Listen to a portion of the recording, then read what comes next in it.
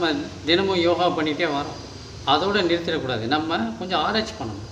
நான் ஒரு 2 வருஷமாக யோகா பண்ணுறேன், இல்லை 5 வருஷமாக யோகா பண்ணுறேன் அப்படின்னு நாம் ஒரு காலம் இருக்கும். அப்போ அந்த 5 வருஷத்தில் நாம் யோகா பண்ணல பலன் என்ன? ஆரோக்கியமாக இருக்கும். சரி, மனதளவில் நம்ம மாற்றம் இருக்கா?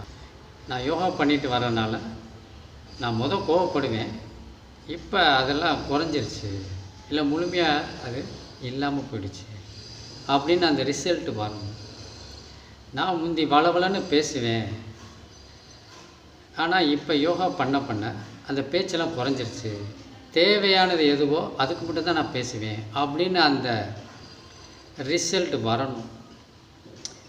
இல்லை நான் 5 வருஷமாக யோகா பண்ணுறேன், ஆனால் வளவலன்னு பேசிக்கிட்டு தான் இருக்கேன், உடல் ஆரோக்கியமாக இருக்குன்னா அங்கே இன்னும் நம்ம உணர்ந்து செய்யலேன்னு அர்த்தம். பிராணாயாமம், அதாவது மூச்சு பயிற்சியில் சில பயிற்சிகள்லாம் நம்ம மனதளவிலையும் உடலளவிலையும் நிறையா மாற்றத்தை கொடுக்கும். இப்போ உதாரணத்துக்கு இந்த புகை பிடிக்கிறது, சிகரெட்டு, மது பிடிக்கிறது, இந்த பழக்கத்துலேருந்து வெளியில் வர முடியாமல் தவிப்பாங்க. அந்த மது பழக்கத்திலேருந்து வெளியில் வராமல் ரொம்ப கஷ்டப்படுவாங்க. அப்போ அவங்களுக்கெல்லாம் இந்த மூச்சு பயிற்சியில் சில பயிற்சிகளை கொடுத்து தினமும் செய்து வர காலை மாலை விடாமல் அந்த பயிற்சியை பண்ண அவங்களுக்குள்ள மிகப்பெரிய மாற்றம் நடக்கும்.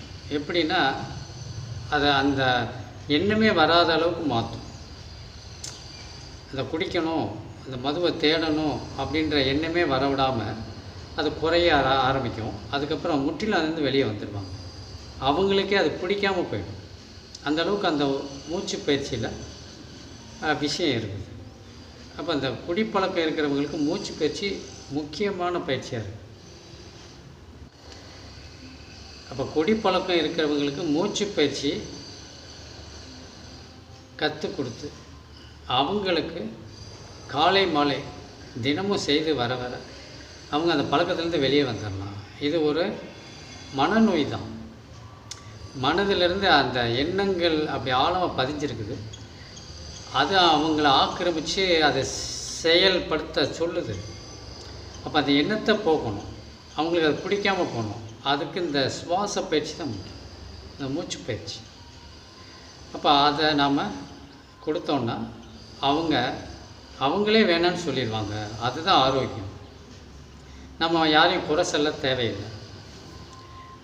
அது நடந்துக்கிட்டே இருக்கும். ஆனால் நாம் அதை உணர்ந்து நமக்குள்ள மாற்றம் வந்துச்சுன்னா அது ஒரு பெரிய விஷயமாக இருக்காது.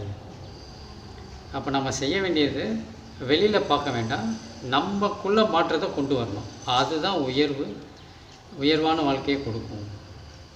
அப்போ நாம் இந்த யோகாசனங்களையும் மூச்சு பயிற்சிகளையும் விடாமல் செய்து வரும் பொழுது நமக்குள்ள மாற்றத்தையும் ஆரோக்கியத்தையும் மன நிறைவையும் கொடுத்து இயல்பான மரணத்தையும் கொடுக்கும். துன்பமில்லாத மரணம். யோகா செய்து வரும் பொழுது நமக்கு அந்த இறை சிந்தனையும் வந்துடும். நாம் நினைக்கிறோம் யோகா டெய்லி பண்ணிடணும்னு நினைப்போம், ஆனால் பண்ண விடாது. நானும் இன்றைக்கி பண்ணணும்னு நினைக்கிறேன், ஆனால் பண்ண முடியல, ஏதோ வேலையாயிடுச்சு அப்படின்னு சொல்லுவாங்க. அப்படின்னா அந்த எண்ணம் தடுக்குது.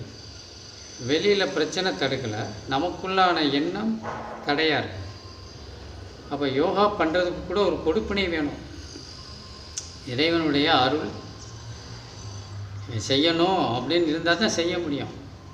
அதுக்கு நமக்கு கொடுப்பினை வேணும்.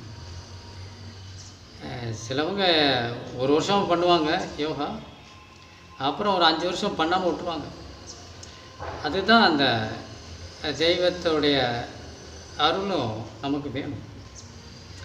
ஆனால் நமக்கு அதில் ஒரு சங்கல்பத்தை போட்டு நல்ல விஷயத்தை நாம் தினமும் செய்து வரணும். இது நம்ம உடலுக்கான தீர்வு. யோகாவை நம்ம தினமும் செய்யணும். நம்ம ஆரோக்கியமாக இருந்தால் தான் இந்த உலகத்தில் அனுபவிக்க முடியும் அப்படின்னு அந்த நிலையை உணர்ந்து ஒரு சங்கல்பத்தை போட்டு செய்து வரணும். அப்போ யோகாவை விட்டுறக்கூடாது, தினமும் செய்து வரணும். ஆரோக்கியத்தை தக்க வச்சு நீண்ட நாள் வாழலாம். தன்னை உணர்ந்தால், தன் எண்ண ஓட்டத்தை உணர்ந்து வாழ்ந்தால் என்றும் பேரானந்தம்.